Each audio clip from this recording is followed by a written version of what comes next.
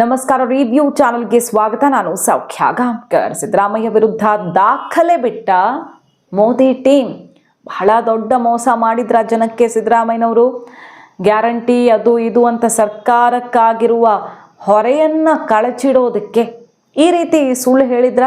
ಇದು Modi team ಸಿಡಿಸಿರುವಂತಹ bomb. ಹಸಿ ಹಸಿ ಸುಳ್ಳು ಹೇಳಿ ಈ ರೀತಿಯ ಹೊಲಸು ರಾಜಕಾರಣಕ್ಕೆ ಇಳಿದಿದ್ದಾರೆ ಸಿದ್ದರಾಮಯ್ಯನವರು ಅಂತ ಈಗ ಮುಗಿಬಿದ್ದಿರೋದು.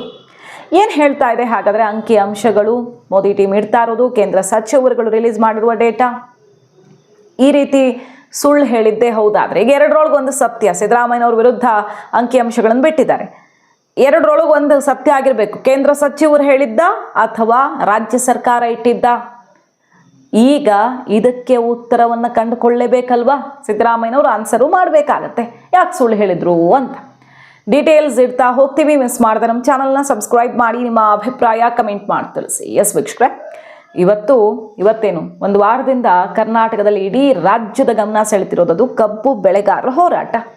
ಇಷ್ಟು ದಿನ ಆದಮೇಲೆ ಕಡೆಗೂ ಎಚ್ಚೆತ್ತುಕೊಂಡ ರಾಜ್ಯ ಸರ್ಕಾರ ಇವತ್ತು ಸಿದ್ದರಾಮಯ್ಯನವರು ಪ್ರೆಸ್ ಮೀಟ್ ಮಾಡಿದ್ರು. ಸಕ್ಕರೆ ಸಚಿವರು ಹೋಗಿ ಸ್ಪಾಟ್ಗೆ ಹೋಗೋಕ್ಕೆ ಧೈರ್ಯ ಬರಲಿಲ್ಲ ಅನ್ಸುತ್ತೆ. ಅವರು DC ಹತ್ರ ಹೋಗಿ ಮಾತಾಡ್ಕೊಂಡು ಬಂದರು. ನಾಳೆ 11 ಗಂಟೆಗೆ ಮಾತಾಡ್ತೀವಿ ಅಂತ ಸಿದ್ದರಾಮಯ್ಯನವ್ರು ಹೇಳಿದ್ದಾರೆ. Press meet ಮಾಡಿದ್ರಲ್ವಾ?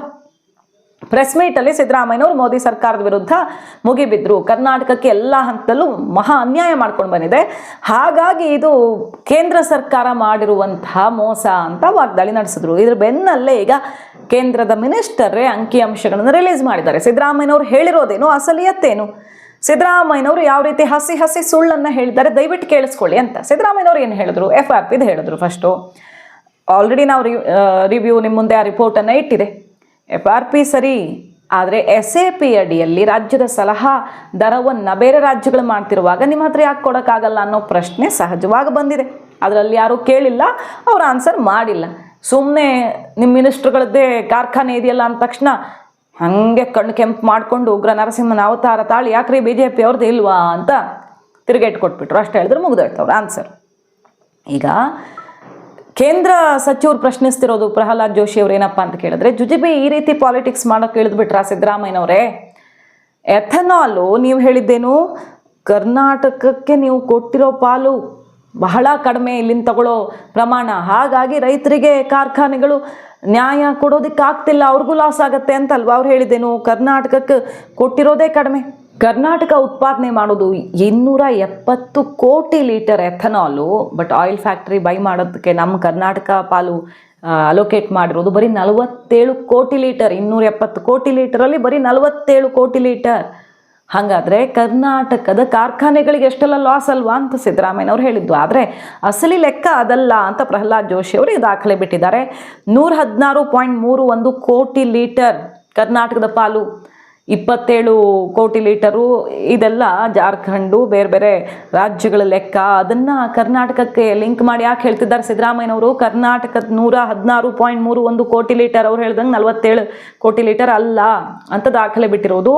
ಆ 116.31 ಕೋಟಿ ಲೀಟರಲ್ಲಿ 80 ಕೋಟಿ ಲೀಟರು, ಅದಕ್ಕಿಂತ ಹೆಚ್ಚು ಕಬ್ಬು ರಿಲೇಟೆಡ್ ಉತ್ಪನ್ನನೇ ಬೈ ಮಾಡೋದಕ್ಕೆ ಸರ್ಕಾರ ಅವಕಾಶ ಮಾಡಿಕೊಟ್ಟಿದೆ, ಕೇಂದ್ರ ಸರ್ಕಾರ. ಸೊ ಮೋದಿ ಸರ್ಕಾರ ಕರ್ನಾಟಕಕ್ಕೆ ಮೋಸ ಮಾಡಿಲ್ಲ, ಕರ್ನಾಟಕದ ಕಾರ್ಖಾನೆಗಳಿಗೆ ಇದರಿಂದ ಲಾಸೂ ಆಗಿಲ್ಲ, ಬರೀ ಹಸಿ ಹಸಿ ಸುಳ್ಳು ಹೇಳಿದ್ದಾರೆ ಅಂತ ದಾಖಲೆ ಇಟ್ಟು ವಾಗ್ದಾಳಿ ನಡೆಸಿದ್ದಾರೆ ಪ್ರಹ್ಲಾದ್ ಜೋಶಿ ಅವರು. ಅಷ್ಟೇ ಅಲ್ಲ, ಸಿದ್ದರಾಮಯ್ಯನವರೇ ನೀವು ಇಷ್ಟೆಲ್ಲ ಮಾತಾಡ್ತಿದ್ದೀರಲ್ವ, ಈಗ ಕಬ್ಬು ಬೆಳೆಗಾರರು ಕೇಳ್ತಿರೋದೇನು? ಈಗ ಅವ್ರು ಹೇಳ್ತಿರೋ ಪ್ರಕಾರ FRP ಫಿಕ್ಸ್ ಮಾಡಿರೋ ದರದಲ್ಲಿ 10.5 ಇದೆ, ಕರ್ನಾಟಕದಲ್ಲಿ 10.2 ಆವ್ರೇಜಲ್ಲಿ ಫಿಕ್ಸ್ ಮಾಡಿದಾರಲ್ವಾ.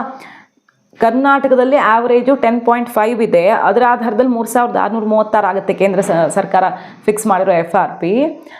ಸಾಗಾಟದ ದರನೇ ನಮಗೆ ಸಾಗಾಟದಲ್ಲೇ ನಮಗೆ ಹೋಗಿಬಿಡುತ್ತೆ, ಲಾಭ ಸಿಗಲ್ಲ ಅಂತ ರೈತರು ಕೇಳ್ತಿದ್ದಾರೆ. ಸೊ ಕೇಂದ್ರ ಸರ್ಕಾರ ಎಲ್ಲ ಇನ್ಕ್ಲೂಡ್ ಮಾಡಿಕೊಟ್ಟಿದೆ. ಸಾಗಾಟದ ವಿಚಾರದಲ್ಲಿ ರಾಜ್ಯ ಸರ್ಕಾರ SAPಯನ್ನೇ ಇನ್ಕ್ಲೂಡ್ ಮಾಡ್ಬೋದಿತ್ತು. ರಾಜ್ಯದ ಸಲಹಾ ದರವನ್ನು ಹಿಂದಿನ ಸರ್ಕಾರಗಳು 2-3 ಸಲ ಮಾಡಿದ್ದಾವೆ, ಯಾಕೆ ಮಾಡೋಕ್ಕಾಗ್ತಿಲ್ಲ ನಿಮ್ಮ ಹತ್ರ ಅಂತ ಕೇಳ್ತಿದ್ದಾರೆ. ಅಷ್ಟೇ ಅಲ್ಲ, ನಿಮ್ಮ ಇಂಡಿ ಕೂಟ ಅಧಿಕಾರದಲ್ಲಿರೋ ಪಂಜಾಬಲ್ಲಿ ಮಾಡಿಲ್ವಾ? ಈ ಕಡೆ ಹರಿಯಾಣ, ಉತ್ತರ ಪ್ರದೇಶ, ಉತ್ತರಾಖಂಡ ಬೇರೆ ಬೇರೆ ರಾಜ್ಯಗಳಲ್ಲಿ SAP ಇನ್ಕ್ಲೂಡ್ ಮಾಡಿದ್ರು. ಮಹಾರಾಷ್ಟ್ರದಲ್ಲೂ ಮಾಡಿದ್ರು. ಹಾಗೆ ಗುಜರಾತಲ್ಲಿ ಅವರು SAP ಕೊಡ್ತಾರೋ ಯಾವ ರೀತಿ ಕೊಡ್ತಾರೋ, ಒಟ್ಟಿನಲ್ಲಿ 4,500 ಪರ್ ಟನ್ನು. ಇದೆಲ್ಲ ಹೆಂಗೆ ಸಾಧ್ಯ? ಅವ್ರು ಮಾಡ್ತಾರೆ ಅಂದರೆ ನಿಮಗೆ ಅಂದ್ರೆ ದಾಡಿ ಅಂತ ಡೈರೆಕ್ಟ್ ಅಟ್ಯಾಕ್ ಮಾಡಿರೋದು ಮೋದಿ ಟೀಮ್.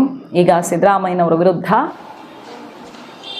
ಮುಖ್ಯಮಂತ್ರಿಗಳು ಪತ್ರಿಕಾಗೋಷ್ಠಿ ಮಾಡಿ ಹಸಿ ಸುಳ್ಳನ್ನು ಹೇಳುವ ಪ್ರಯತ್ನವನ್ನು ಮಾಡ್ತಾ ಇದ್ದಾರೆ. 2025-26ಕ್ಕೆ ಕರ್ನಾಟಕಕ್ಕೆ ಒಟ್ಟು ಎಥೆನಾಲ್ ಅಲೋಕೇಶನ್ ಆಗಿರೋದು 116.31 ಕೋಟಿ ಲೀಟರ್. ಅವ್ರು ಎಷ್ಟು ಹೇಳಿದ್ರು? 27 ಅಂತ ಹೇಳಿದ್ರು. 27 ಆಗಿದ್ದು ಜಾರ್ಖಂಡಕ್ಕೆ. ಮೋಸ್ಟ್ಲಿ ಅವ್ರಿಗೆ ಇದೇನು ನಾವು ರಿಲೀಸ್ ಮಾಡಿದ್ದೀವಿ, ಅಧಿಕೃತವಾಗಿ ನಾವೇನು ರಿಲೀಸ್ ಮಾಡಿದ್ದೀವಿ, ಇದರಲ್ಲಿ ಅವರಿಗೆ ಜಾರ್ಖಂಡು ಮತ್ತು ಇದು ಕನ್ಫ್ಯೂಸ್ ಆಗಿದೆ. ಜಾರ್ಖಂಡಕ್ಕೆ 27 ಲಕ್ಷ ಲೀಟರ್ ಇದೆ.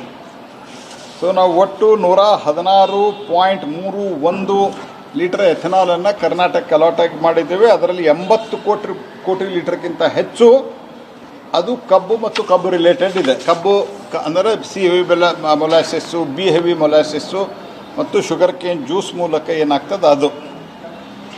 ಎರಡನೇದ್ದು, ನಾವು ಈಗಾಗಲೇ ನಾನು ಹೇಳಿದಂತೆ ಕರ್ನಾಟಕದ ಎವರೇಜು ಈಲ್ಡ್ ಸಾಮಾನ್ಯವಾಗಿ ಹೋದ ಸರ್ತಿ ಬಂದಿರೋದು 10.5 ಇದೆ.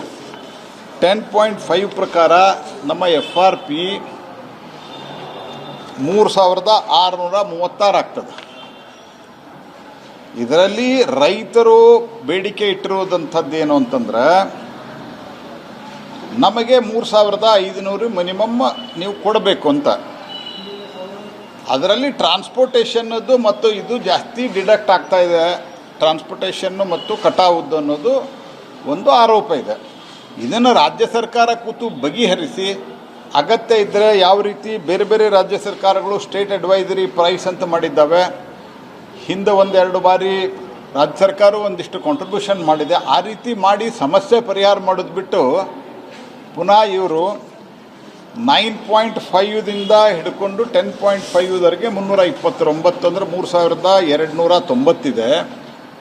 10.25 ಆ್ಯಂಡ್ ಅಬವ್ ಏನಿದೆ 3555 ಪ್ಲಸ್ 0.1% ಎಡಿಷನಲ್ ಏನು ಬರ್ತದೆ ಅದಕ್ಕೆ ₹3.43 ಆ್ಯಡ್ ಆಗ್ತಾ ಹೋಗ್ತದೆ. ಸೊ ಹಾಗಾಗಿ ಕರ್ನಾಟಕದಲ್ಲಿ ಎವರೇಜ್ ಈಲ್ಡ್ ಇರುವಂಥದ್ದು, ರಿಕವರಿ ರೇಟ್ ಇರುವಂಥದ್ದು ಅದು 10.5 ಇರೋದ್ರಿಂದ ₹3636 ಆಗ್ತದೆ. ಈ 3636ಕ್ಕೆ ಸ್ಟೇಟ್ ಅಡ್ವೈಸರಿ ಪ್ರೈಸು ಇತ್ಯಾದಿ ಏನಾದರೂ ಕೊಟ್ಟು ಅಥವಾ ಸ್ಟೇಟ್ನಿಂದ ಏನಾದರೂ ಕಾಂಟ್ರಿಬ್ಯೂಟ್ ಮಾಡಿ ರೈತರ ಸಮಸ್ಯೆ ಬಗೆಹರಿಸ್ರಿ. ಮೊದಲ ಯಥಾ ಪ್ರಕಾರವಾಗಿ ಕೇಂದ್ರದ ಮೇಲೆ ಆರೋಪ ಮಾಡುವಂಥದ್ದು ಮತ್ತು ಇವ್ರ ಕೆಲಸ. FRP ಇಡೀ ದೇಶಕ್ಕೆ ಅನ್ವಯ ಆಗುವಂತೆ ಕೊಟ್ಟಿರ್ತೇವೆ ನಾವು. ಇದರ ಹೊರತುಪಡಿಸಿ ಪಂಜಾಬ್, ನಿಮ್ಮ ND ಸರ್ಕಾರದ ಗಠಬಂಧನ ಸರ್ಕಾರ, ಆನಂತರ ಉತ್ತರಾಖಂಡ್, ಉತ್ತರ ಪ್ರದೇಶ, ಹರಿಯಾಣ 4 ರಾಜ್ಯಗಳು ಸ್ಟೇಟ್ ಅಡ್ವೈಸ್ ಪ್ರೈಸ್ ಮಾಡಿ ಇಂಪ್ಲಿಮೆಂಟ್ ಮಾಡಿಸ್ತಾ ಇದ್ದೇವೆ. ನಿಮಗೇನಾಗೆ ದಾಡಿ? ಮುಖ್ಯಮಂತ್ರಿಗಳು ಸುಳ್ಳು ಹೇಳಿ ರೈತರನ್ನ ನೀವು ತಪ್ಪು ದಾರಿಗೆ ಎಳಿಲಿಕ್ಕೆ ಸಾಧ್ಯ ಇಲ್ಲ. ಕೇಂದ್ರ ಸರ್ಕಾರ ತಮ್ಮ ಕರ್ತವ್ಯವನ್ನು ರೈತರ ಪರವಾಗಿ ಸಂಪೂರ್ಣವಾಗಿ ನಿರ್ವಹಿಸಿದೆ. ಪ್ರಧಾನಮಂತ್ರಿ ನರೇಂದ್ರ ಮೋದಿಯವರು ಯಾವತ್ತೂ ರೈತರ ಪರವಾಗಿದ್ದಾರೆ, ಮುಂದೂ ನಾವು ರೈತರ ಪರವಾಗಿರ್ತೀವಿ. ನಿಮ್ಮಂತೆ ಡ್ರಾಮಾ ಮಾಡೋ ಕಂಪನಿ ನಮ್ಮದಲ್ಲ. ಹಾಗಾಗಿ ಮಾತುಕತೆ ಮಾಡಿ ರೈತರ ಒಂದು ಸಮಸ್ಯೆಗೆ, ರೈತರು ಏನು ರಸ್ತೆ ಮೇಲೆ ಕೂತಿದ್ದಾರೆ, ಇದು ಅತ್ಯಂತ ನೋವಿನ ಸಂಗತಿ. ಇದು ನಮ್ಮೆಲ್ಲರಿಗೂ ನಾಚಿಕೆ ಪಡಬೇಕು ನಾವೆಲ್ಲರೂ.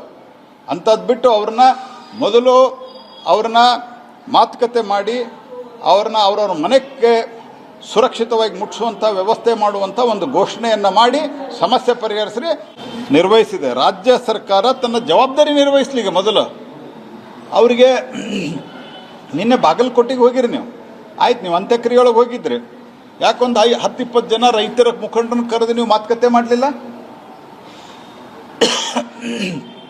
ಅಂದರೆ ಧೈರ್ಯ ಇಲ್ಲ ಅವ್ರ ಹತ್ರ ಹೋಗ್ಲಿಕ್ಕೆ. ಇವತ್ತು ಶಿವಾನಂದ ಪಾಟೀಲ್ ಅವ್ರಿಗೂ ಹೋಗ್ಬೇಡ ಅಂತ ಹೇಳಿದ್ದಾರೆ. ಯಾಕೆ ಹೋಗಿದ್ದಾರೆ?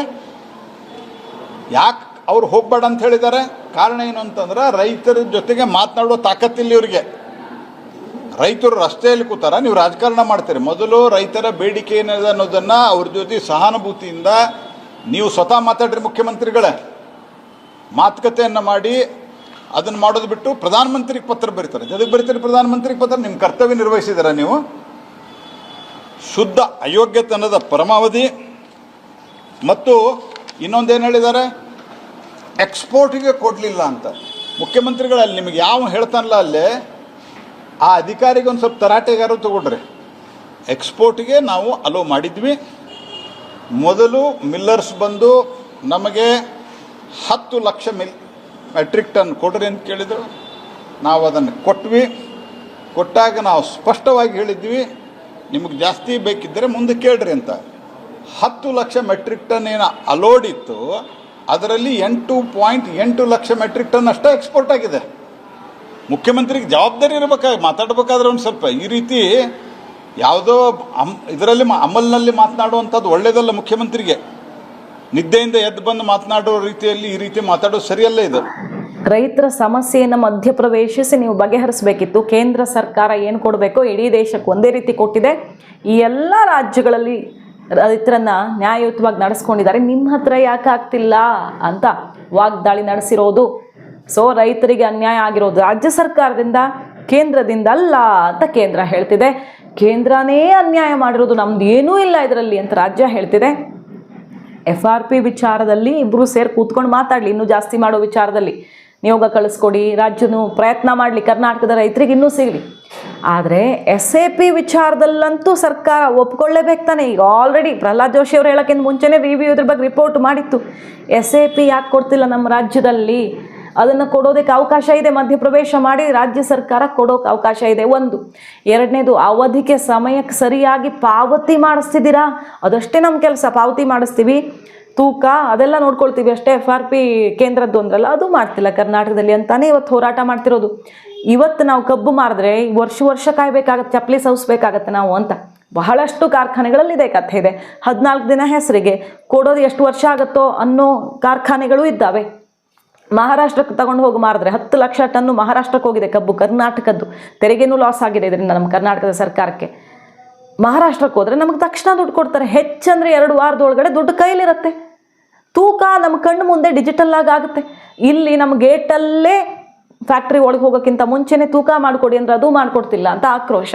ನಾವು ಬಂದ ಮೇಲೆ ಡಿಜಿಟಲ್ ಆಗಿ ತೂಕ ಮಾಡೋಕ್ಕೆ 11 ಕಡೆ ವ್ಯವಸ್ಥೆ ಮಾಡಿದ್ದೀವಿ ಅಂತಾರೆ. ಕಾರ್ಖಾನೆ ಇರೋದು 80ಕ್ಕೂ ಅಧಿಕ, 79-80ಕ್ಕೂ ಅಧಿಕ. 11 ಕಡೆ ತೀರ್ಮಾನ ಆಗಿರೋದು, ಇನ್ನೂ ಇಂಪ್ಲಿಮೆಂಟ್ ಆಗಿರೋದು ಎಷ್ಟು ಕಡೆನೂ ಗೊತ್ತಿಲ್ಲ. ಈ ರೀತಿ ಪರಿಸ್ಥಿತಿಯಲ್ಲಿ ನಾವೇನು ಮಾಡಿದ್ದೀವಿ? ಕಬ್ಬಿನ ಕಾರ್ಖಾನೆ ರೈತರಿಗೆ ನ್ಯಾಯ ಕೊಡಿಸೋ ನಿಟ್ಟಿನಲ್ಲಿ ಅನ್ನೋದನ್ನು ಸಿದ್ದರಾಮಯ್ಯನವರು ಅಂಕಿಅಂಶದ ಸಮೇತ ಹೇಳಿಲ್ಲ. ತೀರ್ಮಾನ ಮಾಡಿದ್ದೀವಿ, ಟೆಂಡರ್ ಕರೆದಿದ್ದೀವಿ, ಸಮಿತಿ ಮಾಡಿದ್ದೀವಿ. ಇಂಪ್ಲಿಮೆಂಟ್ ಆಗಿರೋದು ಎಷ್ಟು ಅನ್ನೋದನ್ನು ಒಂದು ಸ್ವಲ್ಪನೂ ಬಿಡಿಸಿ ಹೇಳೇ ಇಲ್ಲ ಸಿದ್ದರಾಮಯ್ಯನವರು. ಹಾಗೆ ಅಲ್ವೇ ಅಲ್ಲ, ಸಂಬಂಧನೇ ಇಲ್ಲ ಅಂತ ಎತ್ತು ಕೇಂದ್ರದ ಮೇಲೆ ಹಾಕ್ಬಿಟ್ರು. ಕೇಂದ್ರದ್ದು ಕೇಳಿ, FRPನೇ ಜಾಸ್ತಿ ಮಾಡೋ ನಿಟ್ಟಿನಲ್ಲಿ ಕೇಳಿ. ರಾಜ್ಯದ್ದು ಇದೆಯಲ್ಲ ಜವಾಬ್ದಾರಿ, ಅದನ್ನು ನೀವು ಯಾಕೆ ನಿಭಾಯಿಸ್ತಿಲ್ಲ? ಪಕ್ಕದ ರಾಜ್ಯಕ್ಕಿರೋ ಕಾಳಜಿ ರೈತರ ಮೇಲೆ. ಸರಿ, ಅಲ್ಲಿರೋ ರೈತರು ಇಷ್ಟೇ ಕಷ್ಟಪಡ್ತಾರೆ, ಇಲ್ಲಿರೋ ರೈತರು ಕಷ್ಟಪಡ್ತಾರೆ. ಅವ್ರಿಗೆ ಜಾಸ್ತಿ, ಇವ್ರಿಗೆ ಕಡಿಮೆ ಅಂದರೆ ಇದು ಅನ್ಯಾಯ ಅಲ್ವಾ? ಇಡೀ ದೇಶಕ್ಕೆ ಒಂದೇ FRP, ಅಲ್ಲಿ ಜಾಸ್ತಿ ಸಿಗುತ್ತೆ, ನಮ್ಮಲ್ಲಿ ಕಡಿಮೆ ಸಿಗುತ್ತೆ. ನಮಗೆ ಮಾತ್ರ ಅನ್ಯಾಯ ಮಾಡೋ ಕರ್ನಾಟಕಕ್ಕೆ ಒಂದು FRP, ತಮಿಳ್ನಾಡಿಗೆ ಒಂದು FRP ಅಂತ ಫಿಕ್ಸ್ ಮಾಡಿಲ್ವಲ್ಲ ಕೇಂದ್ರ ಸರ್ಕಾರ. ಅದನ್ನೇ ಯಾಕೆ ಸಿದ್ದರಾಮಯ್ಯನವರು ಮಾತಾಡಿಲ್ಲ ಅನ್ನೋದಂತೂ ಪ್ರಶ್ನೆ ಇದ್ದೇ ಇದೆ. ತುಂಬ ಬುದ್ಧಿವಂತ ರಾಜಕಾರಣಿ ಸಿದ್ದರಾಮಯ್ಯನವರು. ಎಲ್ಲರನ್ನೂ ಗದರಿಸಿ ಹೆದರಿಸಿ ಎದ್ದೋಗ್ಬಿಟ್ರು. ಆದರೆ ಅಸಲಿ ವಿಚಾರಗಳನ್ನು ಅರ್ಧ ಸತ್ಯ ಮಾತ್ರ ತೆರೆದಿಟ್ಟಿದ್ದನ್ನು ಇಲ್ಲಿ ಗಮನಿಸಬಹುದು ನಾವು. ಈಗ ಮೋದಿ ಟೀಮ್ ಮುಗಿಬಿದ್ದಿದೆ. ಒಟ್ಟಿನಲ್ಲಿ ಇಲ್ಲಿ ರೈತರಿಗೆ ಅನ್ಯಾಯ ಆಗ್ತಿರೋದು. ಅವರಾದರೂ ಕೊಡಲಿ, ಇವರಾದರೂ ಕೊಡಲಿ, ಒಟ್ಟಿನಲ್ಲಿ ರೈತರಿಗೆ, ಬೆಳೆದವ್ರಿಗೆ ಕಟಾವು, ಸಾಗಾಟ, ಗೊಬ್ಬರ, ಬೀಜ ಎಲ್ಲ ಸೇರಿ ಕಡೆಗೆ ಅವ್ರಿಗೆ ಒಂದು ಸ್ವಲ್ಪನಾದರೂ ಲಾಭ ಇರೋ ಥರ ಮಾನವೀಯತೆ ತೋರಿಸ್ಬೇಕು. ನೀವು ಮಿನಿಸ್ಟ್ರುಗಳು ಯಾರಾದರೂ ಒಬ್ಬರು ಬಾಯಲ್ಲಿ ಬರ್ತಿದ್ಯಾ? ಲಕ್ಷ್ಮೀ ಹೆಬ್ಬಾಳ್ಕರ್ ಅವ್ರನ್ನ ಕೇಳಿದ್ರೆ ನಮಗೂ ಕಷ್ಟ ಇದೆಯಲ್ವಾ ಅಂತಾರೆ. ರೈತರ ಕಷ್ಟ ನಮಗೆ ಗೊತ್ತು, ಬಟ್ ಕಾರ್ಖಾನೆಗಳದ್ದು ಅರ್ಥ ಮಾಡ್ಕೊಳ್ಬೇಕಲ್ವಾ ಅಂತಾರೆ.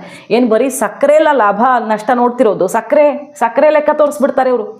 ಬೈ ಪ್ರಾಡಕ್ಟ್ಸು, ಇವತ್ತು ಎಥನಾಲು, ಬೇರೆ ಬೇರೆ ಪ್ರಾಡಕ್ಟ್ಸಿಂದ ದೊಡ್ಡ ಮಟ್ಟದ ಲಾಭ ಮಾಡ್ತೀವಿ. ಅದಕ್ಕೆ ಮುಗಿಬಿದ್ದು ನನಗೆ ಕಾರ್ಖಾನೆ ಬೇಕು ಅಂತ ಅರ್ಜಿ ಮೇಲೆ ಅರ್ಜಿ ಹಾಕ್ತಿರೋದು ರಾಜಕಾರಣಿಗಳು ಅನ್ನೋದನ್ನು ಸ್ಪೆಷಲ್ಲಾಗಿ ಹೇಳಬೇಕಾಗಿಲ್ಲ. ಹೇಳು ಸಾಕಾಗಿದೆ.